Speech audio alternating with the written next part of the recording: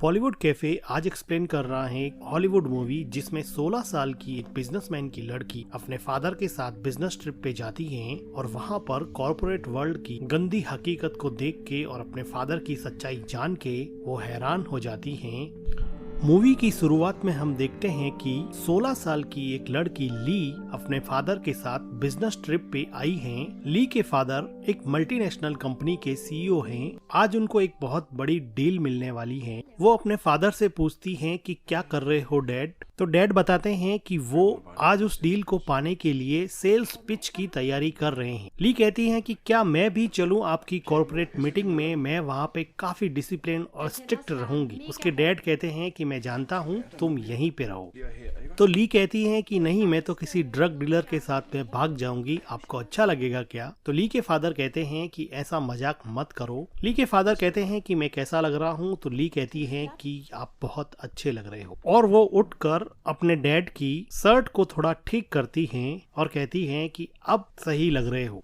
Dad पूछता है कि क्या मुझे टाई पहननी चाहिए। तो ली कहती है कि नहीं, आपको टाई पहनने की जरूरत नहीं है। ली के फादर ली को हग करके अपनी डील को फाइनलाइज करने के लिए निकलते हैं। तो ली उनको गुड लक कहती है। डैड के जाने के बाद में ली के पास कुछ करने को नहीं होता है तो वो अपने फादर के कपड़े ठीक करने लग जाती हैं। ली थोड़ा रेस्ट करने के बाद में शॉवर लेती हैं और कंफर्टेबल क्लोथ्स में होटल में फ्रीली रोम करने जाती है। वैसे उसके डैड ने रूम से बाहर जाने के लिए मना किया था, लेकिन ली को वाटर बॉटल्स खरीदनी थी, इसलिए वो रूम से बाहर आई और अब वो लिफ्ट से ऊपर जा रही थी। तभी लिफ्ट के अंदर एक हैंडसम मिडिल एज मैन आता है जो लिफ्ट का अपने फ्लोर का बटन दबाता है और अनइंटेंशनली ली को टच कर देता है। ली मस्ती में अपनी बबल गम चबा रही थी, पर वो आदमी अपनी फोन से नजरें हटा के ली के चार्मिंग लुक की तरफ देख रहा था। ली टिपिकल टीनेजर की तरह बबल गम से प्ले कर रही थी, लेकिन इस आदमी की नजर ली के चेहरे से हट ही नहीं रही थी और वो बार बार ली को देख रहा था। अब इस आदमी का फ्लोर आ जाता है तो वो लिफ्ट के बाहर चला जाता है। जैसे ही आदमी लिफ्ट के बाहर जाता है वापस से ली को देखने लगता है, लेकिन तभी लिफ्ट का दरवाजा बंद हो जाता है। अब ली वापस से अपने रूम में आ जाती है तो वो देखती हैं कि उसके डैड वापस आ चुके हैं। उसके डैड पूछते हैं कि तुम कहाँ गई थी। तो ली बताती है कि वो वाटर बॉटल्स लेने के लिए गई थी। तो उसके डैड कहते हैं कि कम से कम मुझे बताना चाहिए था, मैंने तुम्हें रूम से बाहर निकलने के लिए मना किया था, तुम कहीं भी जाओगी तो मुझे बता के जाओगी, ये अपने बीच में एग्रीमेंट है। और वो थोड़े गुस्से में बोलते हैं कि तुम अपने आप को क्या समझती हो। ली चुपचाप आई एम सॉरी बोल देती है। ली के फादर का गुस्सा शांत होता है तो वो ली को अपने पास बुलाते हैं और उसको हग करते हैं और कहते हैं कि मुझे तुम्हारी बहुत चिंता होती है, इसलिए ये सब मैं तुम्हें बोलता रहता हूँ, तुम्हारे अलावा मेरा इस दुनिया में कोई भी नहीं है। ली भी इस बात को समझती है। ली के फादर बताते हैं कि होटल मैनेजमेंट ने डिनर रखा है, हम दोनों को तैयार होके कॉर्पोरेट डिनर के लिए निकलना चाहिए, नहीं तो लेट हो जाएंगे। वो कहते हैं कि तुम चेंज कर लो।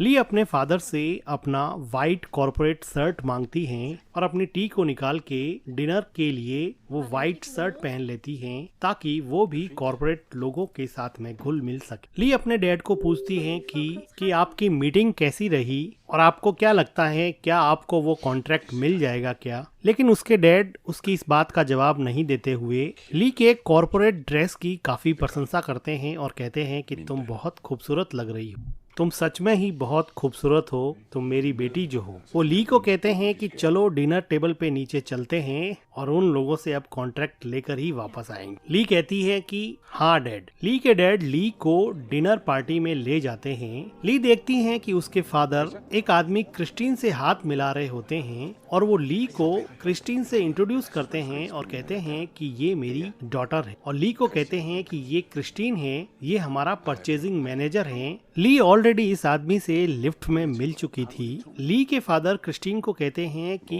1 मिनट है क्या तुम्हारे पास, मुझे तुमसे बात करनी है। ली के फादर ली को किस करते हुए वहाँ से जाने लगते हैं तो ली कहती हैं कि कॉन्ट्रैक्ट लेके ही आना। डैड के जाने के बाद में ली डिनर पार्टी में दूसरे लोगों से हेलो हाय करती हैं तो वो देखती हैं कि उसके फादर एक कोने में जाके परचेजिंग मैनेजर क्रिस्टीन से बात कर रहे होते हैं और ऐसा लग रहा था कि उनके बीच में कोई कोई आर्ग्यूमेंट हो रहा है। ये सब ली को बड़ा अजीब लगता है, तो वो अपने फादर के पास आती हैं, क्योंकि इस कॉन्वर्जेशन के बाद में ली के फादर काफी सैड हो गए थे। तो ली अपने डैड के पास आकर पूछती हैं कि क्या हुआ डैड, क्या मैं आपकी कोई हेल्प कर सकती हूँ क्या? तो वो कहते हैं कि तुम क्या हेल्प कर सकती हो? ली के डैड सार्केस्टिकली कहते हैं कि क्या तुम मुझे वो कॉन्ट्रैक्ट दिला सकती हो क्या? अगर दिला सकती हो तो दिला दो। और वो वहाँ से चले जाते हैं। सबके सामने डांटने की वजह से ली अब रोने लग जाती हैं और रोते रोते होटल के टेरेस पे पहुंचती हैं, जहां पर वो देखती हैं कि वही परचेजिंग मैनेजर क्रिस्टीन बैठा है। तो क्रिस्टीन कहता है कि हेलो, क्या तुम्हें ओस्लो सिटी पसंद आई क्या? तो ली अपने आंसू पोंछते हुए कहती हैं नहीं, ज्यादा कुछ खास तो पसंद नहीं आई। तो क्रिस्टीन पूछता है कि कोपेनहेगन से तो बेटर ही है ना? तो ली कहती है कि कोपेनहेगन भी मैं तो कभी गई नहीं, और वो थोड़ा मुस्कुरा देती हैं। तो क्रिस्टीन उठकर सिगरेट पीता हुआ ली के पास में आता है और अपने गले से मफलर निकाल के ली के गले में लपेट देता है और वो कहता है कि ठंड बहुत ज्यादा है। ली भी इस बात पे कुछ नहीं कहती है। क्रिस्टीन ली को पूछता है कि तुम कहाँ रहती हो? तो ली कहती है कि डैड की ट्रैवलिंग की वजह से हम हर जगह रहते हैं, लेकिन हम शुरुआत में स्विट्जरलैंड में रहते थे, फिर हम डैड की जॉब की वजह से अलग अलग शहरों में रहे हैं। ज्यादातर टाइम मैंने न्यूजीलैंड में काटा है, जहाँ से मेरे डैड बिलोंग करते हैं। क्रिस्टीन कहता है कि हमेशा ट्रेवल करती हो, लोनली फील नहीं होता है क्या तुम? ली थोड़ा सोच के कहती है कि नहीं। वो कहती है कि ट्रेवलिंग की वजह से अलग अलग इंटरेस्टिंग लोगों से मिलते हैं, इसलिए लोनली तो फील नहीं होता। क्रिस्टीन को ली का ये जवाब काफी पसंद आया। क्रिस्टीन ही वो आदमी था जो ली के फादर को ये डील दे सकता था, क्योंकि वो ही दूसरी कंपनी के साइड से परचेजिंग मैनेजर था जो उसके फादर को कॉन्ट्रैक्ट दे सकता था। ली अपने गले से क्रिस्टीन का मफलर हटाती है और उसको देते हुए कहती हैं कि अब मुझे जाना चाहिए, मेरे फादर मुझे ढूंढ रहे हों, और ली वहां से चली जाती हैं। अब देखते हैं कि यहाँ पे कॉर्पोरेट मीटिंग चल रही होती है, जिसमें ली के फादर परचेजिंग मैनेजर क्रिस्टीन से कहते हैं कि डील उसको दे दो, वो एक बेहतर क्वालिटी की कारपेट कम प्राइस में देने को तैयार है। लेकिन क्रिस्टीन ये कहता है कि तुम्हें प्राइस थोड़ा लो करना पड़ेगा, तभी जाके मैं तुम्हें ये कॉन्ट्रैक्ट दे सकता हूँ। ली के फादर के एक्सप्लेनेशन में क्रिस्टीन का कुछ ज्यादा ध्यान नहीं होता है और वो बार बार ली की तरफ ही दिखता है। ली मीटिंग में बैठी बैठी अपने हैंड बैंड से खेल रही होती है, लेकिन वो इस मीटिंग में बैठी बैठी काफी नर्वस हो रही थी, क्योंकि उसके पास में क्रिस्टीन बैठा था और क्रिस्टीन के इरादे कुछ ठीक नहीं लग रहे थे। क्रिस्टीन अपना हाथ ली के पास लाता है और उसको इनएप्रोप्रिएटली टच करने की कोशिश करता है। सरप्राइजिंगली ली भी इस चीज को रजिस्ट नहीं कर पा रही थी, लेकिन ली को ये सब थोड़ा वियर्ड लगा, तो अपने पैर को हटाकर क्रिस्टीन की तरफ देखते हुए पानी का ग्लास पीती है। ली के फादर ये सब देख के हल्का सा मुस्कुरा देते हैं। ली को ये बात कुछ समझ में नहीं आती। कॉर्पोरेट मीटिंग के बाद में ली अपने फादर के साथ होटल के बाहर जाती। होटल के बाहर ली अपने फादर से पूछती हैं कि क्रिस्टीन थोड़ा वियर्ड है ना, क्या आपको ऐसा नहीं लगता है? उसके फादर कहते हैं कि वियर्ड कैसे है बताओ। उसके फादर कहते हैं कि कॉर्पोरेट के लोग ऐसे ही फ्रैंक होते हैं, वो बहुत जल्दी लोगों से दोस्ती कर लेते हैं। वो ली को फिर से अपने साथ होटल में ले जाने वाले होते हैं, तो ली कहती हैं कि मैं होटल रूम में चली जाती हूँ, लेकिन उसके डैड उसकी मर्जी के बिना उसको वापस वहाँ पर ले जाते हैं।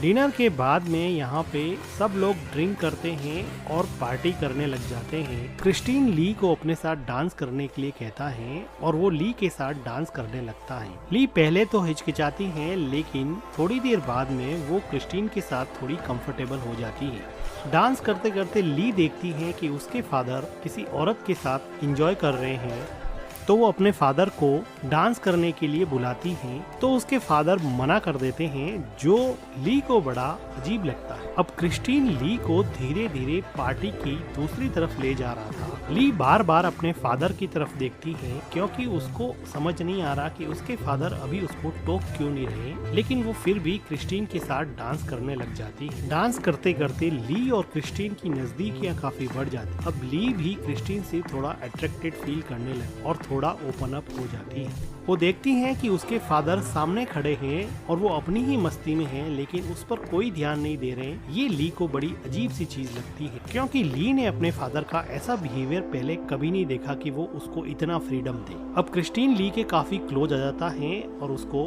डांस करते करते ही किस करने लग जाता है। ली फिर से अपने डैड की तरफ देखती है, डैड भी उसकी तरफ देखते हैं, लेकिन ये सब देख के ली के डैड वहाँ से चुपचाप निकल जाते हैं। ऐसा लग रहा था कि ली के डैड जानबूझकर चाहते थे कि वो क्रिस्टीन के क्लोज हो जाए। ली को अपने डैड का ये बिहेवियर कुछ समझ में नहीं आया, तो क्रिस्टीन उसका ध्यान भटकाता है और कहता है कि यहाँ से बाहर चले क्या। तो ली कहती है कि हाँ चलते हैं। क्रिस्टीन ली को हाथ पकड़ के पार्टी से बाहर ले जाता है। ली दोनों तरफ से कंफ्यूज होती हुई चुपचाप क्रिस्टीन के साथ चली जा रही। उसको अपने फादर का ये बिहेवियर समझ में नहीं आ रहा था। क्रिस्टीन ली को अपने कमरे में ले जाता है और ड्रिंक करने के लिए ली को वोडका देता है। ली विंडो पे खड़ी वोडका ड्रिंक कर रही होती है और उसकी सांसें तेजी से चल रही। थोड़ी देर बाद में क्रिस्टीन ली के पीछे आता है और उसको नेक पर किस करने लग जाता है और वो ली को कहता है कि तुम बहुत खूबसूरत हो। क्रिस्टीन ली को अपनी तरफ मोड़ के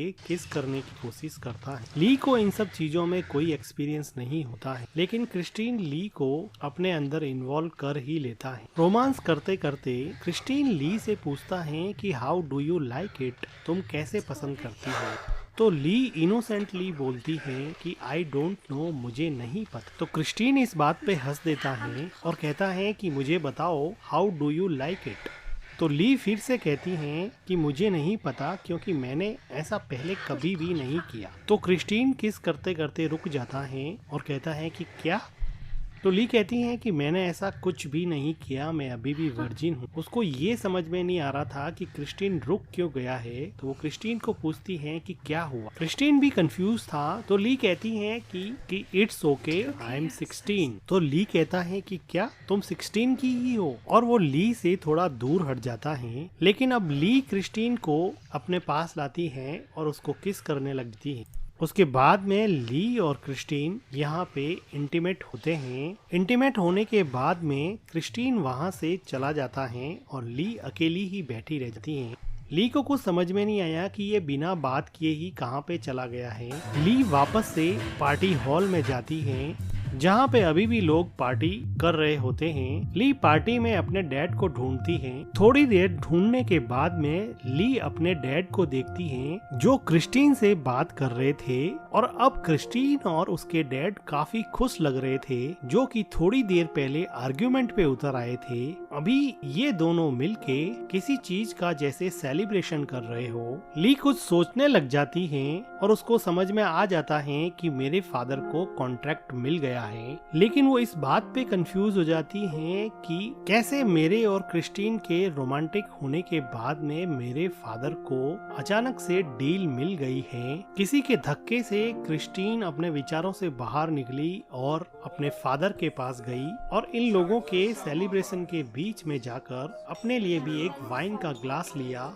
ली के फादर ली को कान में बताते हैं कि उनको डील मिल गई है, इसलिए वो सेलिब्रेट कर रहे हैं, जिसका अनुमान ली ने ऑलरेडी लगा लिया था। लेकिन वो देखती हैं कि क्रिस्टीन उससे नजरें चुरा रहा है। क्रिस्टीन उसकी तरफ देख भी नहीं रहा। ली के फादर सबको चीयर अप कर रहे थे, तो ली भी बीच में अपने फादर के साथ चीयर करने लग जाती हैं और कहती हैं कि ग्रेट वर्क डैड, जो उसके डैड को बड़ा अखरता है। और वो ली को कहते हैं कि तुमने बहुत ड्रिंक कर ली है। तो ली कहती है कि अभी तो मैंने एक घूंट भी नहीं पिया, और वो अपने फादर को झटक के क्रिस्टीन के पास जाती है और सबके सामने क्रिस्टीन को किस करने लग जाती हैं। तो ली के डैड क्रिस्टीन से ली को अलग करते हैं और क्रिस्टीन भी खड़ा खड़ा देख रहा होता है। तो ली अपने फादर से हाथ छुड़ा के वहाँ से बाहर चली जाती है। तो ली के फादर सबको एक्सक्यूज कह के अपनी बेटी के पीछे जाते हैं। ली बाहर जाके टैक्सी के लिए हाथ हिलाती है, तो उसके फादर पीछे से दौड़ते हुए आते हैं और अपना कोट अपनी बेटी को पहनाने लगते हैं। तो इस बात पे ली रोने लग जाती है। तो उसके डैड उसको काम डाउन करने की कोशिश करते हैं। ली को समझ में आ गया था कि उसके फादर ने जानबूझकर उसको अननेसेसरी फ्रीडम दिया था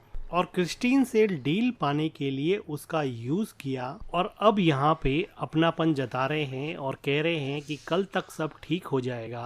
क्रिस्टीन ने भी उसका अननेसेसरी फायदा उठाया। इंटीमेट होने के बाद में क्रिस्टीन उससे बात भी नहीं कर रहा था। ऐसा लग रहा था कि जैसे वो सिर्फ उसके साथ फिजिकल ही होना चाहता था, जबकि ली पूरी तरह से इमोशनली इन्वॉल्व हो गई। उसको बहुत बुरी तरह से हर्ट हुआ कि फादर उसको कंसोल करके हग करते हैं, लेकिन ली अपने फादर से दूर हट जाती हैं क्योंकि अब फादर और डॉटर के बीच का ट्रस्ट ब्रेक हो गया था। तो ली के फादर कहते हैं कि तुम्हारे अलावा मेरी जिंदगी में कोई भी नहीं है, प्लीज तुम रुक जाओ।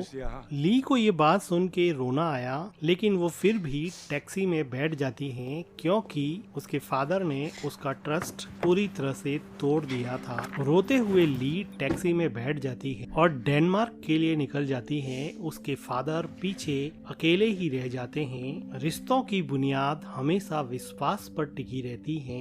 एक फादर ने फाइनेंशियल गेन के लिए अपनी डॉटर का विश्वास तोड़ा। ली के लिए तो ये दोहरी चोट थी क्योंकि उसके फादर के साथ साथ उसके पहले प्यार क्रिस्टीन ने भी उसके साथ विश्वासघात किया। और इसी के साथ ये इमोशनल मूवी एंड हो जाती है। वीडियो को like, thank you for watching.